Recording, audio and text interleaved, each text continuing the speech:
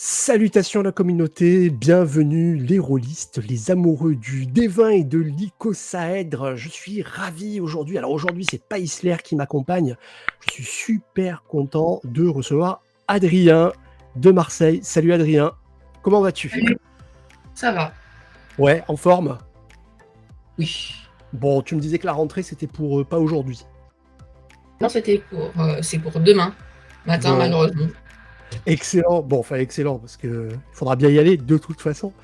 Je disais que j'étais très très content de te recevoir parce que pour la communauté, sachez que Adrien a fêté ses 13 ans il n'y a pas très longtemps et Adrien est déjà maître de jeu à Donjons et Dragons depuis quelques temps. C'est ça, hein, je dis pas de bêtises Adrien. Moi, ça fait 1 ou 2 ans. 1 ou 2 ans, donc sachant que tu as 13 ans, donc tu as commencé aux alentours de 11 ans quoi. Voilà, à peu près. Bon, c'est génial.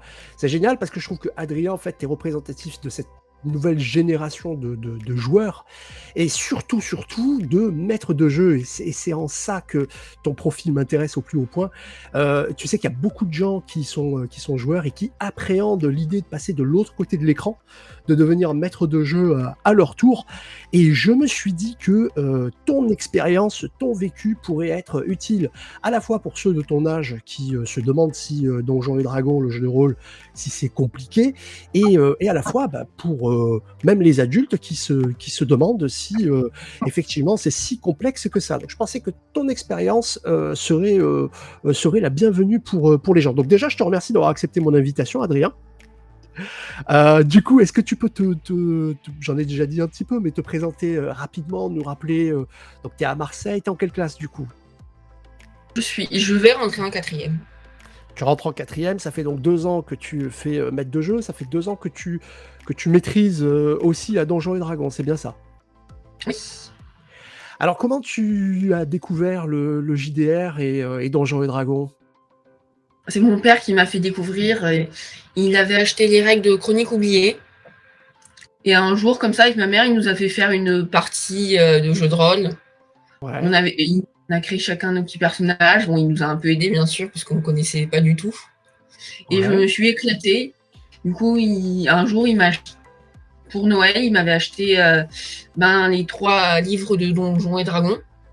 Ouais. Donc le manuel des joueurs, le bestiaire et le guide du maître. Du coup, j'étais super content et j'ai un peu commencé à faire du jeu de rôle du coup avec mes copains. Donc tu as attaqué directement avec Donjons et Dragons 5e édition. Ouais. Et ça t'a pas fait peur? Ça t'a pas effrayé cette masse de bouquins à ingurgiter? En fait, déjà le bestiaire, j'ai passé mes journées à le lire, ça Ouais. m'éclatait. Les règles, c'était pas très compliqué, je les ai lues comme ça, mais comme j'avais derrière l'écran, j'ai les aides, c'était plutôt facile de me rappeler les règles principales les plus faciles entre ce que je pouvais me souvenir et ce qui avait marqué, c'était pas très compliqué. Donc, tu Surtout trouves que les bouquins sont quand même plutôt bien expliqués? Oui. Ouais. T'as pas trouvé de grosses différences entre Chroniques oubliées et Donjons et Dragons? Parce que c'est pas tout à fait le même jeu. Non, c'est dans le même univers, mais enfin dans le même type d'univers, mais les règles sont pas vraiment la même chose. C'est un peu différent. Chronique oubliée, ça reste quand même un peu plus simple. C'est plus facile. Ouais. Mais Donjon, ça change certaines choses que je trouve plutôt intéressantes, qui rajoutent parce que tu peux te spécialiser dans certaines choses. Tu peux un peu plus te spécialiser que dans Chronique oubliée. D'accord. Tu trouves qu'il y a des options pour customiser son personnage, ce genre de choses que tu as dans Donjon et pas forcément dans Chroniques oubliées? Parce que dans Chronique oubliée, tu peux faire quelqu'un qui sait faire plein de saltos arrière, mais c'est aussi bien faire des saltos arrière que être discret.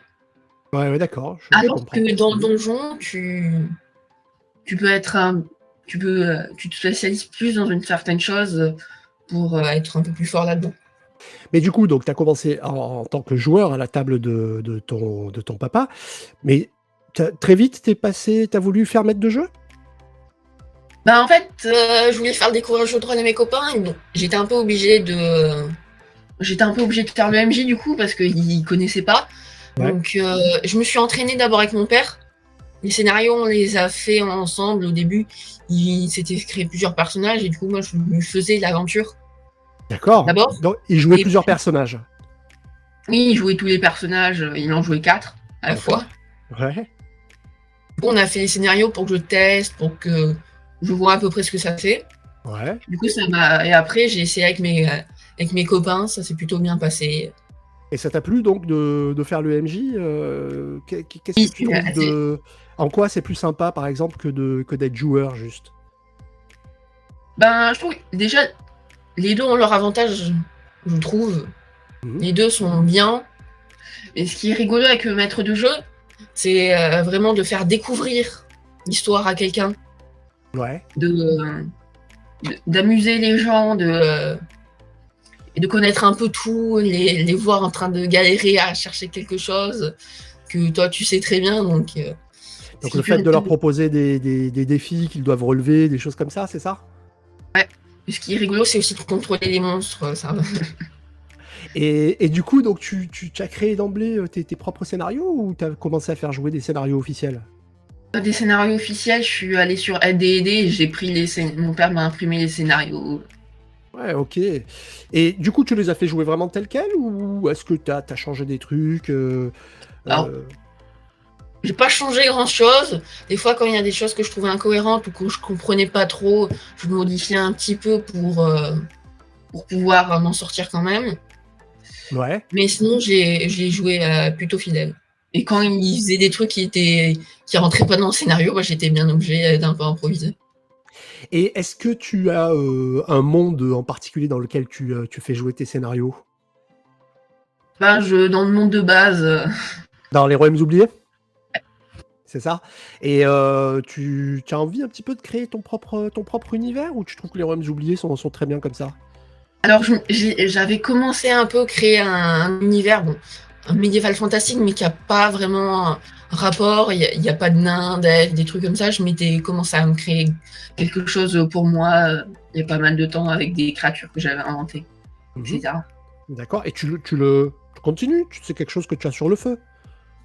Oui, bon, je l'ai un peu laissé de côté pour l'instant, mais à un moment, je reprendrai pour continuer. Donc ça c'est l'autre côté un petit peu qui est super du fait d'être maître de jeu, je pense que tu seras d'accord. C'est Tu peux, le fait de créer aussi un petit peu un univers. tu peux créer un univers, des monstres, des objets, des sortilèges. C'est plutôt Alors, en, rigolo. en tant que maître de jeu, justement, qu'est-ce que tu dirais, selon toi, qui est le plus complexe? Qu'est-ce qu'un MJ parmi toutes les choses qu'il a à gérer, quelle est la chose, selon toi, la plus complexe? Bah, moi, vu que j'étais avec des joueurs d'à peu près mon âge, ce qui était plus compliqué, c'était de les gérer. C'est-à-dire? Parce que du coup, ils s'emportaient vite et ils faisaient vite un peu n'importe quoi, ils partaient un peu dans tous les sens. Et Ouais. du coup, ça devenait vraiment un peu le why. C'était compliqué de un peu les faire jouer parce que des fois, on passait 30 minutes sur quelque chose qui n'avait rien à voir avec la partie. Et du coup, comment tu t'y prends quand ça se produit pour gérer ça? Bon, au début, j'ai un peu gueulé. Ouais.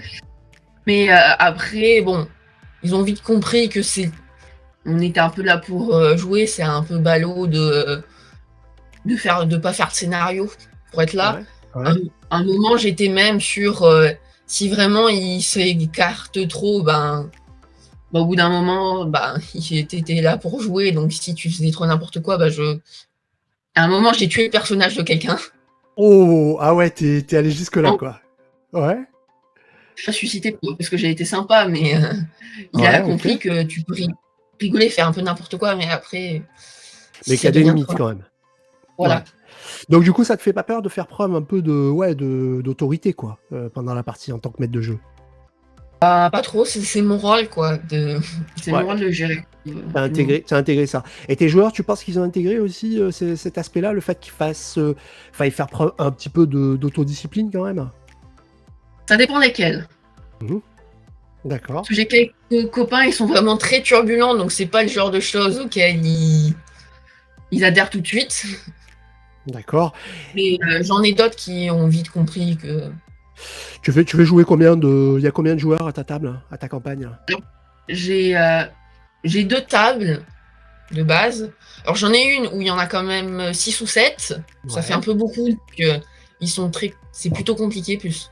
Parce que 4 ou 5, ça peut passer, mais 6, 7, ça devient compliqué à gérer. Ah oui, en Et j'en ai effet. une autre, j'ai une autre table avec 4 joueurs qui, eux, sont beaucoup plus calmes. Ah Qui donc sont tu un as peu plus... 2 campagnes en cours en fait. Non, en fait, c'était pas vraiment des campagnes. Je leur faisais des scénarios. Il y a la deuxième table, d'ailleurs, c'était un de tes scénarios que je leur faisais jouer. Ah ouais, ok. Et l'autre, c'est la campagne officielle que j'ai trouvée sur la D&D. Les scénarios, je leur faisais jouer. D'accord, excellent. Donc tu as eu oui, un one-shot et puis une campagne que tu avais trouvée sur Internet. Ok, très très bien, très bien. Et est-ce que tu as été amené à changer un petit peu des règles? Tu as tes propres règles maison à toi ou t'en as pas ressenti le besoin? Pas vraiment. Je m'en sortais très bien avec les règles de base. Ouais. Ah bah écoute, ouais, super, super. En tout cas, tes joueurs, ils reviennent, si j'ai bien compris. Oui. Alors Ils écoute, sont si à on- chaque fois quand est-ce qu'on va faire la prochaine partie. Ah, bah alors c'est que tu fais super bien ton job de maître de jeu, si te disent ça. Parce qu'en principe, voilà, si on s'amuse pas à la table d'un MJ, on revient pas à la règle, elle est vraiment très très simple. Donc si tes joueurs reviennent et on redemande, c'est que tu fais déjà un super job euh, de, euh, de maître de jeu. Alors avant de conclure, je voudrais savoir quel conseil tu donnerais à un maître de jeu débutant, néophyte, ou quelqu'un qui a envie de commencer à faire maître de jeu, mais qui a un petit peu peur de le faire. Quel conseil tu pourrais donner? Bah déjà de bien préparer les scénarios parce que si on s'y prend la veille, c'est très compliqué on est obligé de relire le scénario plusieurs fois pendant qu'on fait jouer. C'est compliqué de dire les deux, donc c'est bien d'avoir un peu le scénario en tête Donc la avant. préparation, être organisé et préparé. S'y prendre aussi à l'avance pour organiser le jour parce que sans disponibilité tout le monde, ça peut être très compliqué d'organiser la partie. Ouais. Et faire des tables où il n'y a pas trop de monde. 4, Hein. 5 joueurs, c'est vraiment très bien. Mais au-dessus, c'est un peu compliqué D'accord. de Et gérer. tu penses que 4 c'est le bon nombre de joueurs, selon toi, pour une bonne 4, table? 5, je pense que c'est très très bien. Bon, super. Écoute, je résiste pas à l'envie de te demander de te lever parce que j'ai vu ton t-shirt qui est très très beau. Yes. Donc c'est un beholder. Super t-shirt que tu as eu pour ton anniversaire, c'est ça? Ouais. Excellent, excellent. Et je crois que tu as eu autre chose aussi pour ton anniversaire, non? Un bouquin de donge. Oui, j'ai eu la campagne Le vol des dragons. Waouh. Et t'as commencé à la lire déjà? Oui, j'ai un peu feuilleté. D'accord. Et J'ai une autre grosse campagne que aussi je vais faire jouer la semaine prochaine à mes joueurs. c'est laquelle? C'est une campagne de héros et dragons, invincible. Oh, invincible. Ah oui, avec une super histoire de voyage dans le temps, de paradoxe temporel. Oh là là, super scénario.